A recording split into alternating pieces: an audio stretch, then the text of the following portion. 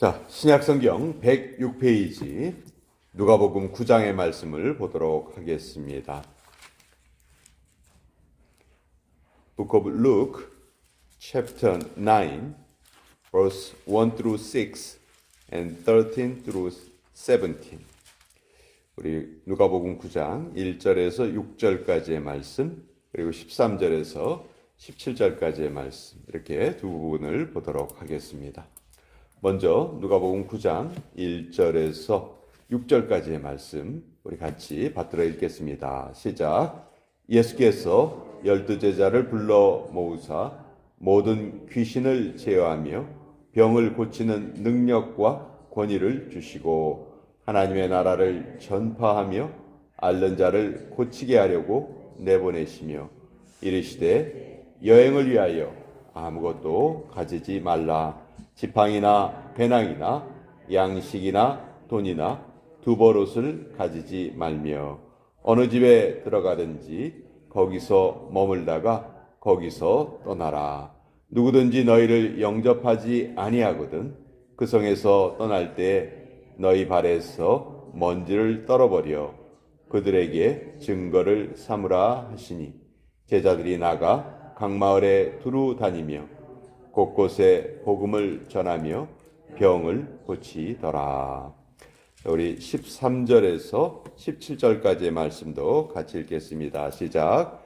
예수께서 이르시되 너희가 먹을 것을 주라 하시니 여짜오되 우리에게 떡 5개와 물고기 2마리밖에 없으니 이 모든 사람을 위하여 먹을 것을 사지 아니하고서는 할 수 없사옵나이다 하니 이는 남자가 한 5,000명 되밀어라. 제자들에게 이르시되 때를 지어 한 50명씩 앉히라 하시니 제자들이 이렇게 하여 다 앉힌 후 예수께서 떡 5개와 물고기 2마리를 가지사 하늘을 우러러 축사하시고 떼어 제자들에게 주어 무리에게 나누어 주게 하시니 먹고 다 배불렀더라. 그 남은 조각을 12바구니에 거두니라. 하나님의 말씀입니다. 아멘. 자, 오늘 이 누가복음 9장의 말씀을 보면요, 예수님께서 12제자에게 능력을 주시고 이들을 파송을 하세요. 파송을 하시는데 파송하시는 이유가 하나님 나라를 전파하고 앓는 자를 고치게 하려고 내보내셨다. 이렇게 말씀하십니다. 자, 제자들은 실제로 이 여행에서 예수님이 주신 그 능력을 다 경험을 합니다. 그래서 6절에 보시면 제자들이 나가서 각 마을에 두루 다니며 곳곳에 복음을 전하며 병을 고쳤다. 이렇게 말하고 있어요. 자, 예수님께서 능력을 주신 이유가 두 가지죠. 하나님 나라를 전파하는 것, 또 하나는 병든 자를 고치는 것. 근데 여러분 잘 생각해 보시면요, 하나님은 직접 일하시는 게 가장 아마 편하실 겁니다. 그렇죠? 능력 면에서도 그렇고 효과적인 면에서도 그렇고 하나님이 직접 모든 일을 다 행하시면 그거보다 편한 게 없어요. 그렇죠? 근데 하나님은 그렇게 일하지 않으세요. 반드시 우리 사람들을 통해서 하나님께서 일을 하십니다. 그래서 우리가 가끔 내가 지금 하나님의 일을 하고 있구나 그렇게 생각하는 경우가 있는데, 정확하게 말하면 하나님께서 나를 통해서 일하시는 거죠. 그러니까 우리가 이렇게 교회 생활을 하면서 또 우리 인생에 하나님의 일에 동참할 수 있는 그런 기회가 있다는 것이 우리에게는 특권이라는 거예요. 특권. 예. 자, 그런데 예수님께서 이들을 내보내실 때 능력을 주시면서 뭘 당부하시냐 하면 3절에 여행을 위하여 아무것도 가져가지 말아라. 옷도 2벌옷 가져갈 필요가 없다. 옷 한 벌이면 충분하고, 또 4절에 어느 집에 들어가면 거기에서 머물다가 거기에서 떠나라. 이건 무슨 말이냐면요, 자, 내가 어느 마을에 들어갔어요. 어느 집에 들어갔습니다.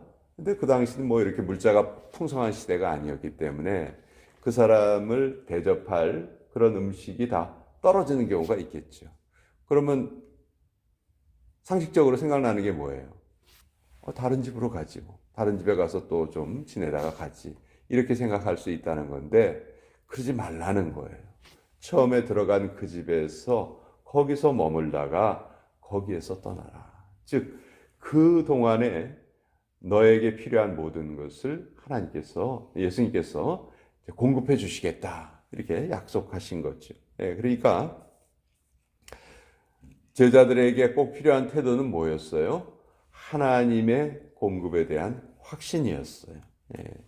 그러니까 그것이 없이는 우리가 신앙생활을 할 수가 없죠. 내가 열심히 신앙생활을 하지만 하나님이 내 인생을 채워주신다는 그런 확신이 없다면 우리가 그걸 할 수가 없지요. 그래서 제자들에게 예수님께서 철저하게 하나님의 공급을 의지하고 내가 시키는 일을 해라. 그랬더니 실제로 제자들이 이 경험을 통해서 완벽하게 예수님의 능력과 공급을 확신하게 되었다 하는 것이 누가복음의 내용이에요. 자, 우리가 두 번째 읽은 본문은 우리가 너무도 잘 알고 있는 본문이죠. 오병이어의 기적입니다. 그 예수님의 기적이 성경에 총 37가지나 기록이 되어 있습니다. 그렇지만 네 복음서에 전부 다 기록되어 있는 기적은 딱 하나밖에 없어요. 그 딱 하나밖에 없는 기적이 바로 오병이어의 기적이에요. 이 오병이어의 기적은 마태, 마가, 누가, 요한이 다 기록하고 있어요. 그만큼 이 모든 제자가 복음서를 기록을 할 때 빠지지 않고 이 내용을 기록을 했다는 것이죠. 자, 여기에서 저는 오늘 가장 중요한 말 중에 하나가 13절에 나와 있는 말이죠. 예수께서 이르시되 너희가 먹을 것을 주라. 너희가 먹을 것을 줘라. 자, 예수님께서 제자들에게 이 말씀을 통해서 무엇을 알려주시려고 할까요? 자,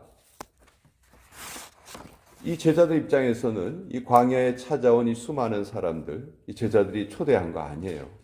그냥 예수님 보고 따라온 거예요. 그렇죠? 근데 예수님은 제자들에게 먹을 것을 줘라 이렇게 말씀하세요. 제자들이 반문할 수 있겠죠. 이걸 왜 우리가 책임져야 됩니까? 왜 우리가 이들에게 먹을 것을 줘야 됩니까? 당장 예수님이 보시기에 그들이 배가 고픈 것을 봐서 그런 말씀을 하실 수도 있겠지만 더 큰 의미가 있어요. 이들을 실제로 먹이신 것은 예수님이 먹이셨어요. 근데 먼저 제자들에게 너희가 먹을 것을 줘라 이렇게 말씀하셨어요. 이건 뭘 뜻하는 걸까요? 너희가 남을 먹이는 인생으로 살아가기를 원한다. 그 자세를 가지고 살아가기를 원한다. 그렇다면 내가 그것을 공급해 주겠다. 이런 말씀이시죠. 근데 우리는 이런 자세를 가지지 않고 살아갈 때가 너무 많죠. 여기 먹은 숫자를 보면 남자만 5,000명이다. 이렇게 말해요. 남자가 한 5,000명 됨이라 이렇게 말하고 있습니다. 우리는 5,000명을 먹일 수 있는 그 재물을 쌓으려고 열심히입니다. 실제로 먹이진 않죠. 그렇죠? 근데 예수님께서는 그런 우리 인생의 자세를 지금 어떻게 보면 책망하고 계신 거죠. 제자들의 그런 자세를 책망하고 계시고 실제로 우리 인생이 남을 먹이는 인생이 되기를 원한다. 여러분, 우리가 남을 먹이는 인생이 되려면 어떻게 해야 될까요? 제일 먼저 해야 되는 것이 계산하는 것을 멈춰야 됩니다. 계산하는 사람은요, 절대로 남을 먹일 수가 없어요. 계산해 보면 나 하나 먹는 것도 힘든데, 우리 가정 꾸려가는 것도 어려운데 어떻게 남을 먹입니까? 그래서 계산하기 시작하면 남을 먹일 수가 없어요. 근데 성경은 숫자에 대해서 철저하게 무관심하고 숫자를 무시합니다. 성경을 읽다 보면요, 어느 기록에도 군사의 숫자가 많아서 이겼다, 이런 기록 한 번도 나오지 않습니다. 오히려 그 반대가 많죠. 그렇죠? 적은 숫자로 많은 숫자의 군대를 물리쳤다든지, 뭐 사르밧 과부 같은 경우는 자기가 먹을 음식도 없었잖아요. 한 끼 남아있는 거 먹고 죽으려고 그랬잖아요. 근데 그것을 대접을 했죠. 선지자를 대접을 했더니 계속해서 그 집에 밀가루와 기름이 끊어지지 않았다. 이렇게 성경이 기록하고 있어요. 이런 건 우리에게 뭘 알려주시는 거냐면요, 우리 인생이 숫자를 초월해서 살아야 된다는 것을 우리에게 알려주시는 거예요. 근데 우리는 가장 우리가 중요하게 생각하는 게 뭡니까? 숫자죠, 숫자.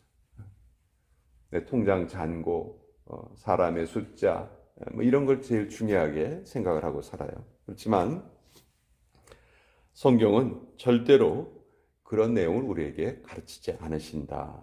그래서 여기도 마찬가지죠. 물고기 2마리와 떡 5개예요. 떡 5개와 물고기 2마리는 이건 뭐 한 아이가 자기가 먹으려고 싸왔던 도시락과 같은 조금의 음식이거든요.